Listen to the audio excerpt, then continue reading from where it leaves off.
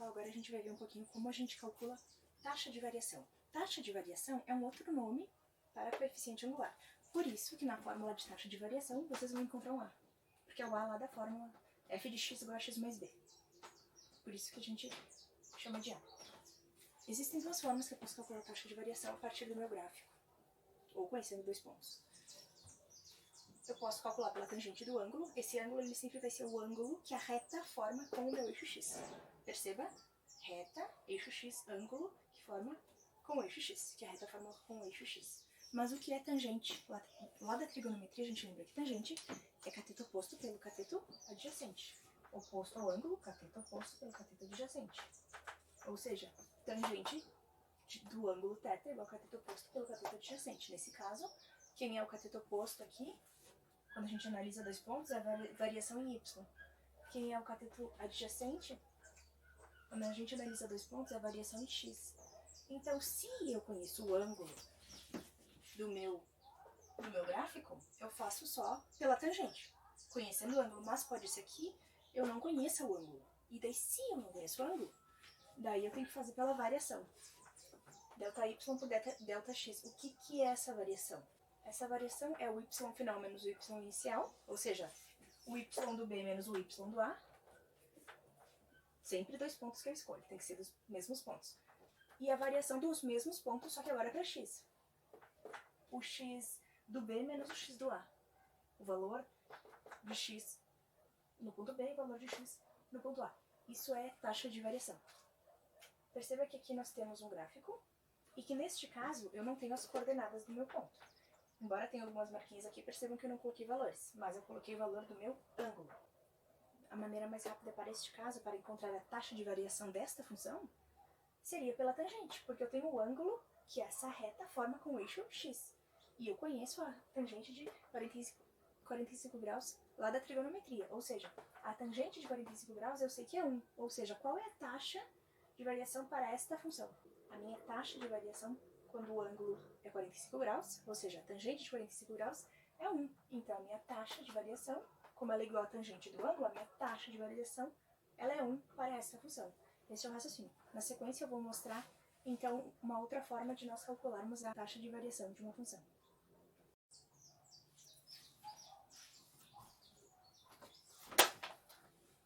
Muito bem, agora nós vamos ver uma outra forma de calcular a taxa de variação. Neste caso, sem conhecer o meu ângulo. Ou seja, eu não consigo encontrar a taxa de variação pelo cálculo da tangente, porque eu não conheço esse ângulo. Então, qual é a outra forma? Lembrando da fórmula de tangente lá da trigonometria, cateto oposto por cateto adjacente, nesse caso, meu cateto oposto minha variação em y, meu cateto adjacente minha variação em x. Por isso que eu vou usar esse outro método. Aqui, eu escolhi dois pontos, ou seja, eu preciso conhecer dois pontos pertencentes à minha reta, pertencentes ao meu gráfico, para eu conseguir estabelecer aquela relação. De que forma? Primeiro, escolho dois pontos pertencentes à minha reta, mas poderiam ser quaisquer outros dois pontos distintos. E eu preciso identificar as coordenadas desses pontos, porque eu vou precisar delas. Identificando, então, a coordenada desses dois pontos que eu escolhi, vamos analisar. Quando eu falo em coordenada, a minha primeira coordenada de um ponto sempre é x, e a minha segunda coordenada sempre é y. Então, quando eu for analisar as coordenadas, quem é a coordenada do ponto A? Primeiro eu vou analisar a coordenada x e depois y. Ou seja, qual é o valor de x no ponto A? 3. Então, a minha coordenada x no ponto A é 3. E a minha coordenada...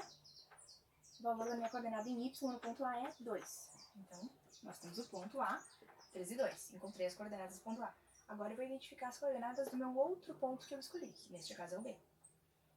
Qual é o valor de x no ponto B? 5. Qual é o valor de y? 3. Eu sempre preciso analisar nessa ordem. Quando eu falo em coordenada, primeiro x, depois y. Feito isso, eu identifiquei as minhas coordenadas, os meus dois pontos escolhidos. Agora eu posso pensar na taxa de variação. A taxa de variação, delta y por delta x, nada mais é do que...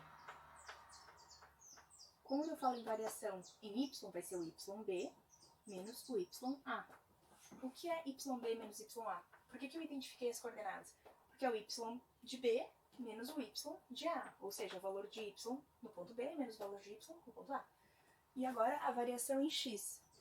Então agora vai ser o x de B menos o x de A, ou seja, o valor de x no ponto B menos o valor de x no ponto A.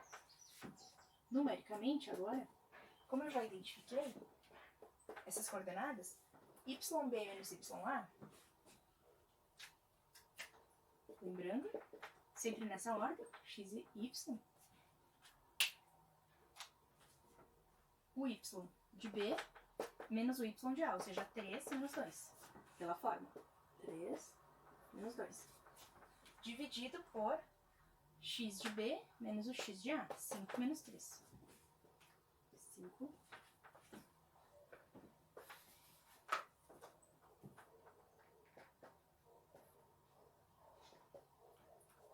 5 menos 3. E agora eu posso continuar o meu cálculo. 3 menos 2 é 1, 5 menos 3 é 2. Ou seja, eu encontrei a taxa de variação para esta função. Ou seja, o meu A, que era o que eu estava procurando, que é a minha taxa de variação, para esta função é 1/2. Muito bem, então agora nós iremos realizar o estudo do sinal da função afim. Existem 2 casos. Vamos ver agora o primeiro caso. O primeiro caso é quando o meu coeficiente angular é maior que zero, isto é, o meu A ele é positivo. Quando isso acontece, eu já sei que a minha função é crescente. Nós já realizamos esse estudo anteriormente, ou seja, quando o meu A é maior que zero, eu vou ter elementos aqui no meu domínio, valores de x, que as respectivas imagens, elas vão sempre aumentar. Eu aumento valores de x e a minha imagem aumenta. Isso caracteriza uma função crescente. Então, A maior que zero, A positivo, função crescente. Então, o gráfico vai ter essa característica. Muito bem. Função afim, ela é desta forma. Esta é a lei da função afim. F de x é igual a 1 a x mais b. Nesse caso, A é positivo, por isso que é crescente, uma função crescente. Nós já estudamos que o zero de uma função afim é a abscissa do ponto onde o meu gráfico vai interceptar o meu eixo x. Ou seja, perceba que neste caso o meu gráfico ele intercepta o meu eixo x neste ponto. Neste ponto. Portanto, aqui, a abscissa neste ponto é o valor do meu zero da função, é a raiz da minha função. Zero da função também é conhecido como raiz, por isso eu vou chamar de R. Vou chamar de R. Muito bem. Por que é importante eu identificar o zero da minha função? Porque quando eu faço o estudo do sinal, o que eu busco? Eu quero saber para que valores de x a minha função vai ser negativa, para que valores de x a minha função vai ser positiva e para que valores de x a minha função vai ser nula, ou seja, vai ser igual a zero. Note que quando x é r, ou seja, quando o valor de x é o zero da minha função, eu chamei esse zero de r, porque zero da função é igual a raiz, quando o meu x ele é igual a r, a minha função ela é igual a zero. Então a minha função ela se anula ali. Por que ela se anula? Lembrando que f de x numericamente é igual a y, eu estou dizendo que quando x assume esse valor, a minha função é igual a zero, o meu y é igual a zero. Muito bem. Agora, eu vou analisar para que valores de x a minha função é positiva, para que valores de x a minha função é negativa. Como eu faço isso? A partir do zero da função. Primeira coisa, primeira dica, encontrar o zero da função, fazer essa análise, ou seja, que para o valor da coordenada do ponto em que o gráfico interceptar o meu eixo x, esse valor é o zero da minha função, e isso significa que a minha função será nula. Mas eu quero saber quando que ela vai ser positiva e quando ela vai ser negativa. Então, o que eu vou pensar? Bom, nós sabemos que no eixo x eu identifico o meu domínio, eu analiso o domínio da minha função. Então, eu posso pensar, o que acontece quando tem valores de x do lado direito do meu zero da minha função? O que acontece com valores de x do lado direito da minha função? Porque quando é exatamente o valor zero da minha função é nula. Mas e quando não é? Quando é a direita do meu zero da função? Nesse caso, se nós analisarmos esses valores, perceba que eu pego um valor aqui E o meu gráfico, ele está... Todo o meu gráfico, essa parte da reta, essa parte do gráfico, ela está acima do eixo X. Ou seja, os meus correspondentes sempre vai ser imagens positivas. Eu vou pegar um valor aqui, a minha imagem vai ser positiva. Eu vou pegar outro valor aqui, a minha imagem vai ser positiva. Sempre a minha imagem vai ser positiva para valores posteriores à minha raiz, para este caso.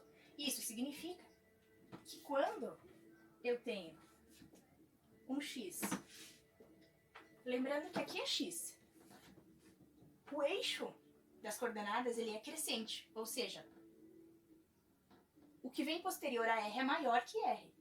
Então, vamos imaginar, quando x é maior que R, quando x é maior que o valor zero da minha função, o que acontece? A minha função, ela vai ser positiva. Por que ela é positiva? Porque eu tenho valores de x no meu domínio, e quando eu analiso as imagens, perceba que está acima do eixo x. Ou seja, as imagens são positivas para y. São sempre positivas. Então, eu digo que quando o meu x é maior que o zero da minha função, maior que o valor zero da minha função, para este caso, analisando o gráfico, a minha função vai ser positiva. Por isso que eu digo que quando x é maior que r, a minha função ela é positiva. Como eu escrevo que a minha função é positiva? Ela é maior que zero. Ela é uma função positiva. Então, igual a zero quando é o zero da função, né? Maior que zero quando o meu x é maior que o zero da minha função. X está posterior ao meu zero da função, então a minha função ela vai ser positiva. Agora a minha análise para quando ela é negativa. Né? Vamos ver se isso acontece. Perceba que eu fiz uma análise no zero da função. O que acontece à direita de zero, o que acontece...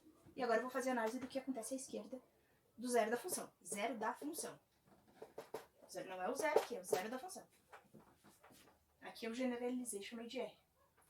Então perceba que se eu analisar os valores aqui de x, os valores do domínio, agora, qual é a relação que eu faço? Eu vou buscar onde é que estão essas imagens.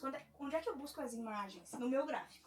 Então perceba que para valores de x, as imagens elas estão abaixo. Ó. Abaixo de quem? Abaixo do eixo x. Ó, abaixo do eixo x. Elas estão abaixo. Isso significa que as minhas imagens são negativas. Porque quando eu for pensar nas imagens, ó, elas estão todas abaixo do eixo x. Lembrando que acima do eixo x, os meus valores de y são positivos. Abaixo do eixo x, os meus valores de y são negativos. Então, neste intervalo anterior a R, para todos os valores de x, nesse caso, menores do que R, porque aqui é R, zero é a minha função. O que vem depois de R é maior que R. O que vem antes de R é menor que R. Então, para todos os valores menor que o zero da minha função, menor que R, neste caso, a minha função ela vai ser negativa. Ela vai ser negativa. Aqui é positiva e aqui ela vai ser negativa. Como eu escrevo isso? Para x menor que R, ou seja, o que é isso aqui? São valores de x menor que R, né? Porque aqui é o eixo dos x. Então, para x menor que R, o que vai acontecer? A minha função, ela será negativa. Como eu escrevo que ela é negativa? Menor que zero. Então, eu realizei o estudo do sinal. Existe um dispositivo prático, que eu vou explicar na sequência, que facilita, então, o nosso estudo. Muito bem, agora então nós iremos ver o segundo caso do estudo do sinal para a função afim. Muito bem, o segundo caso é um caso em que A é menor que zero, A é negativo, o meu coeficiente angular.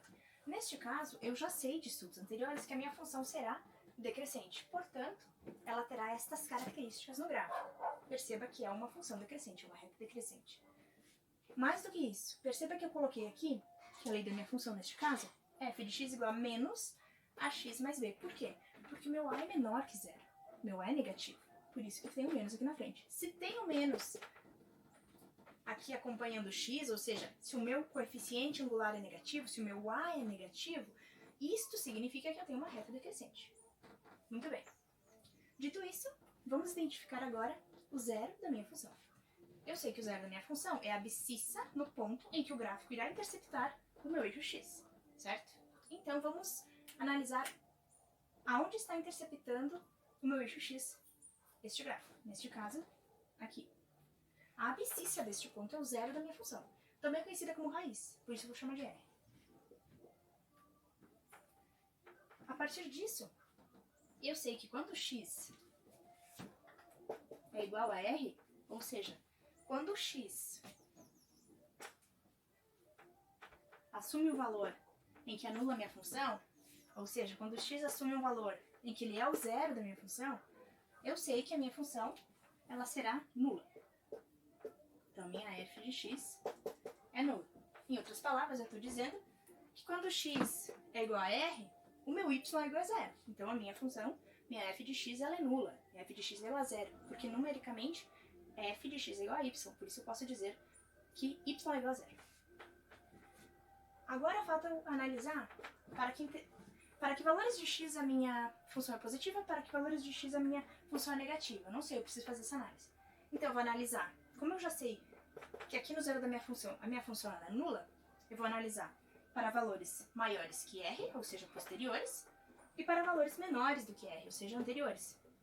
Fazendo relação entre o zero da função. Se aqui ela é nula, eu vou ter que analisar posteriormente e anteriormente. Se eu faço uma análise posterior, ou seja, se eu analisar o que acontece com os valores de x posteriores a r, ou seja, maiores do que r, o que acontece? Perceba que para esses valores, o meu gráfico aqui, ele está abaixo do meu eixo x. Ele está abaixo. Ou seja, para esses valores de x, as respectivas imagens, nós iremos encontrar as respectivas imagens abaixo do eixo x. Ó, tem um x aqui, encontrei o gráfico. Significa que a minha imagem vai ter esse valor.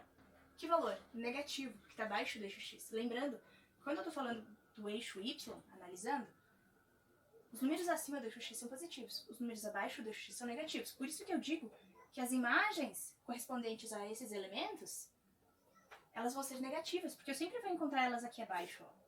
Então, eu vou localizar o valor delas aqui no meu eixo y. Então, elas serão negativas. Dito isso, eu concluo que para valores de x maiores do que r, ou seja, para valores de x, quando a função é decrescente, maiores que o valor que x assume para o zero da minha função, então, quando os valores de x são maiores que r, ó, todos maiores, o que acontece? Minha função é negativa. Né? Então, o que eu posso concluir aqui, deixar registrado? Que quando x maior que r, a minha função será negativa. Como eu digo que a minha função é negativa, como eu represento isso? A minha função ela é menor do que zero. Tudo que é menor do que zero é negativo. Então, eu escrevo desta forma. Função menor do que zero. A função é negativa.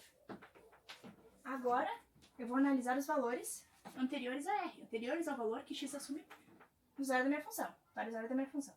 Então, se eu analisar à esquerda, ou seja, aqui, esses valores de x, quais são as respectivas imagens? Onde elas estão localizadas?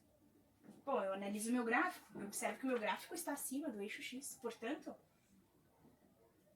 como está acima do eixo x, será positivo. Por quê? Se eu pegar um valor de x aqui, encontro o meu gráfico, o valor da minha imagem sempre é relacionado com o eixo y, sempre. Então, será positivo, porque para valores de y acima do eixo x é sempre positivo. Se eu pegar outro valor de x sempre à esquerda do meu r, vou encontrar o meu gráfico. Suponhamos, né, que eu tenho aqui o prolongamento. Eu tenho o prolongamento, né? Aqui é só um esboço do gráfico, lembrando que ele é infinito. Então, eu vou encontrar, para todos os valores, sempre valores positivos. Porque o meu gráfico está acima do meu eixo x. Então, eu concluo que para valores de x menores do que r, menores do que o valor que x assume para ser o zero da função, eu concluo que a minha função ela será positiva. Ou seja, eu escrevo que para x menor do que r, porque lembrando, x está localizado no eixo das abscissas. Quando x está à esquerda de r, x é menor do que r. Então, quando x é menor do que r, o que acontece com a minha função? ela é positiva. Porque as minhas imagens eu localizo no eixo Y e eu percebo que são todas positivas, as ordenadas. Como eu escrevo que a função é positiva? F de x maior do que zero. Tudo que é maior do que zero é positivo. Então, a f de x, a minha função, ela é positiva. Eu escrevo desta forma. Muito bem. Agora nós vamos ver alguns exemplos para a gente utilizar o dispositivo prático. Muito bem. Nós temos aqui uma função 2x mais 6. Nós vimos anteriormente que para realizar o estudo do sinal de uma função era muito importante conhecer o zero desta função. E nós também já estudamos como encontrar o zero desta função. Porque eu sei que o zero da minha função será o valor da abscissa, onde o meu gráfico vai interceptar o meu eixo x. Muito bem. Então é só eu igualar a zero, porque onde o meu gráfico interceptar o meu eixo x, o meu y é zero. Então eu igualo a minha função a zero para encontrar meu zero da função.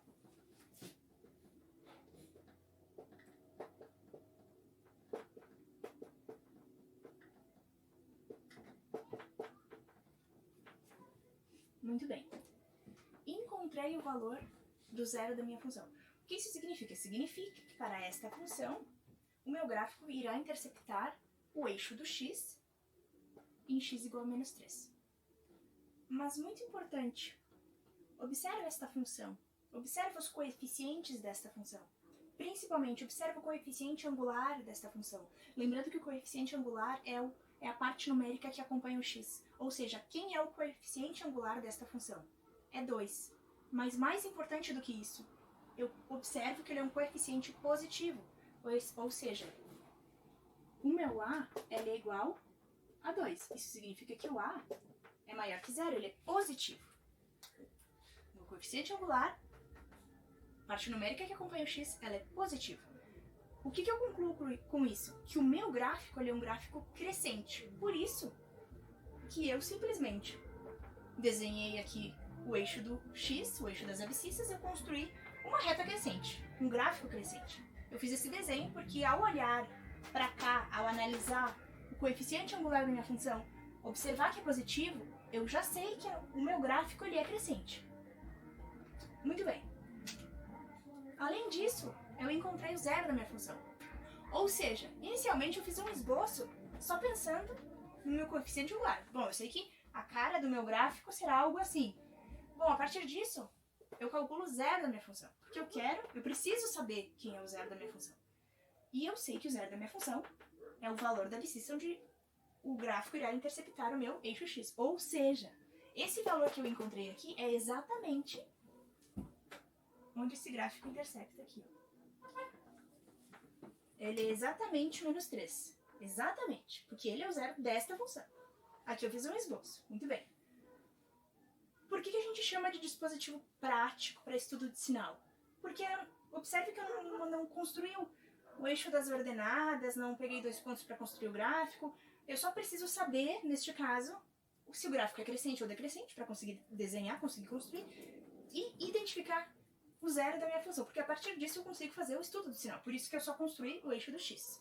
Então eu tenho que saber que vai ser uma reta crescente, tenho que encontrar o meu zero da função, identificar, e a partir disso, bom, agora eu vou fazer o estudo do sinal para esta função aqui. Bom, muito bem. Então, como eu já identifiquei o zero da minha função, eu já sei que quando x é igual ao zero da minha função, quem é o zero da minha função? Menos 3. Quando x é menos 3, isso significa que a minha função ela é nula. Por quê? Porque quando x é menos 3, está sobre o eixo das abscissas, ou seja, y é zero. Numericamente, f de x é igual a y, então f de x também é zero. É igual a zero. Agora eu preciso analisar para que valores de x a minha função é positiva e para que valores de x a minha função é negativa. Como eu já analisei o zero da minha função, e eu já sei que quando x é exatamente menos 3 a minha função é nula, eu preciso agora analisar quando ela será positiva e quando ela será negativa. Porque exatamente quando x é menos 3 ela é nula, ela não é positiva ou negativa, ela é nula. Vamos analisar para valores posteriores a menos 3, ou seja, maiores do que menos 3. Então, estou analisando esses valores. Quando eu analiso valores de x, observa qual é a imagem quando o x assume esses valores, qual é a imagem respectiva. Lembrando que a imagem eu sempre faço relação com o eixo y.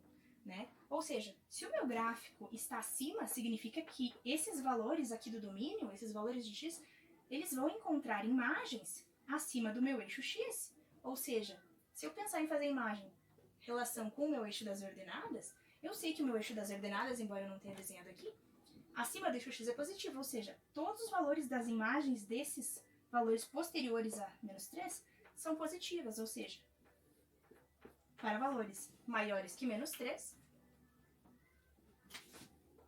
a minha função ela será positiva. Então, eu escrevo que quando x é maior que menos 3, a minha função ela é positiva. Depois, então, vamos analisar para valores anteriores a menos 3, ou seja, valores menores. Todos os valores que vêm antes. Claro, são infinitos, eu estou fazendo um esboço. O que acontece com os valores anteriores a menos 3? As respectivas imagens encontram-se abaixo do eixo x. Por que as imagens encontram-se abaixo? Porque o gráfico aqui ele está abaixo do eixo x. Então, quando eu vou fazer relação do domínio com a imagem, o domínio aqui no eixo x, e as respectivas imagens elas estão aqui, abaixo do eixo y. Se elas estão abaixo do eixo y, isso significa que são valores negativos, porque y abaixo do eixo x são valores negativos. Então, significa que para todos os valores anteriores a menos 3, ou seja, menores que menos 3, eu vou ter imagens negativas. Isso significa que a minha função ela é negativa. Para os valores de x menores que menos 3. Como eu escrevo isso? Quando x é menor que menos 3, a minha função ela é negativa. Então, para x maiores que menos 3, função positiva. Para x menor que menos 3, função negativa. Quando o x é exatamente menos 3, aí ela é nula. Por isso que aqui não vai o igual, porque quando é igual, ela é nula. Então aqui é só maior, só menor, porque é quando é exatamente igual, então ela será nula.